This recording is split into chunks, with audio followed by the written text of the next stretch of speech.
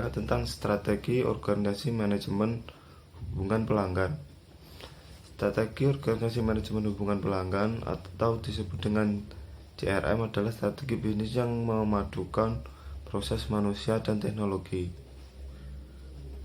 membantu menarik prospek penjualan, mengkonfirmasi mereka menjadi pelanggan, dan mempertahankan pelanggan yang sudah ada, pelanggan yang puas dan loyal.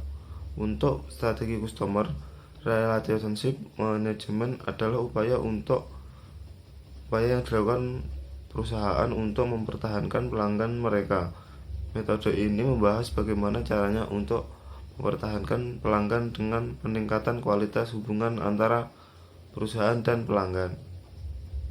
Adapun penerapan strategi CRM, untuk menerapkan strategi ini kita bisa melakukan beberapa program terhadap pelanggan. Tinggal memilih mana yang paling sesuai dengan kemampuan dan jenis usaha. Berikut ini ada beberapa model penerapan strategi Customer Relationship atau CRM yang dapat kita coba. Yang pertama ada melakukan gamification. Nah, gamification ini menerapkan beberapa aturan dalam permainan atau game untuk mempertahankan pelanggan. Di jarak yang paling sering ditemui adalah dengan menerapkan leaderboard. Leaderboard ini akan membuat daftar pelanggan dengan total transaksi paling banyak. Dengan pelanggan yang memuncaki leaderboard berhak atas reward dari perusahaan. Yang kedua ada memanfaatkan teknologi. Ini maksudnya membuat akun media sosial untuk produk yang berfungsi untuk menghubungkan dengan pelanggan. Dengan begitu, kita bisa menerima feedback atau bahkan melayani komplain dalam akun tersebut dengan mudah. Maka pelanggan tidak akan ragu untuk menggunakan produk kita. Yang nomor 3, penerapan loyalty program, di mana memberikan apresiasi terbaik terhadap pelanggan akan meninggalkan kesan positif bagi mereka, di samping memberikan produk atau jasa yang berkualitas. Juga bisa memberikan apresiasi dalam bentuk loyalty program. Untuk setiap transaksi atas produk atau jasa dakwah pelanggan akan diberikan poin. Nah, poin-poin tersebut nantinya dapat ditukarkan dengan beragam hadiah atau penawaran eksklusif seperti voucher belanja. Kita juga bisa memberikan penawaran spesial di hari ulang tahun pelanggan, di mana ada program seperti ini akan membuat pelanggan merasa diistimewakan sehingga potensi retensinya bisa meningkat. Di sini saya akan membahas tujuan strategi CRM. Yang pertama yaitu acquire adalah pemrolehan pelanggan atau segmen pelanggan. Yang kedua yaitu enhance adalah pemeliharaan dan pengembangan pelanggan. Yang ketiga yaitu superior value, yaitu pengembangan dan penyampaian proporsi nilai yang unggul secara berkelanjutan. Dan saya akan membahas juga faktor munculnya strategi CRM. Faktor munculnya strategi CRM itu ada berbagai macam. Yang pertama yaitu deregulasi, yang kedua yaitu persaingan global, yang ketiga teknik terbaru, yang keempat yaitu munculnya ekonomi pasar nasional, yang kelima yaitu pelanggan yang semakin pintar dan tuntutan berlebih, yang terakhir yaitu diperlakukannya struktur baru agar organisasi dapat menangkap dan memberikan respon terhadap perubahan-perubahan dengan cepat. Saya akan menjelaskan tentang struktur manajemen pelanggan secara konvensional. Struktur organisasi alternatif yang pertama adalah struktur organisasi fungsional. Organisasi yang susunannya berdasarkan atas fungsi-fungsi yang ada dalam organisasi tersebut. Struktur organisasi ini memiliki susunan tenaga penjualan, pemasaran, direktur atau wakil direktur penjualan, dan pemasaran. Selain itu, menambahkan para spesialis seperti analisis pemasaran, peneliti pasar, manajemen kampanye, dan spesialis penjualan. Yang kedua, struktur organisasi geografi.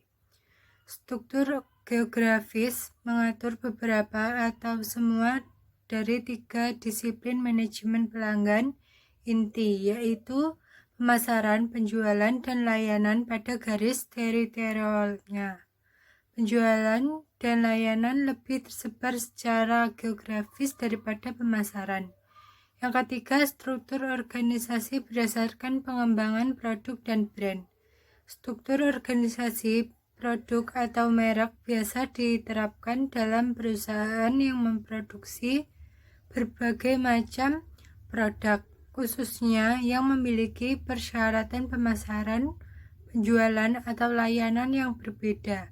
Struktur semacam ini umumnya dipakai di perusahaan yang barang konsumsi yang besar.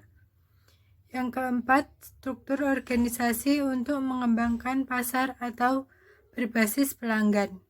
Digunakan ketika perusahaan melayani pelanggan yang berbeda atau kelompok pelanggan yang merasa memiliki persyaratan pembelian yang berbeda. Ada beberapa jenis manajer berbasis pelanggan atau pasar, yaitu manajemen pasar, manajer segmen, account manager, dan manajer bisnis pelanggan.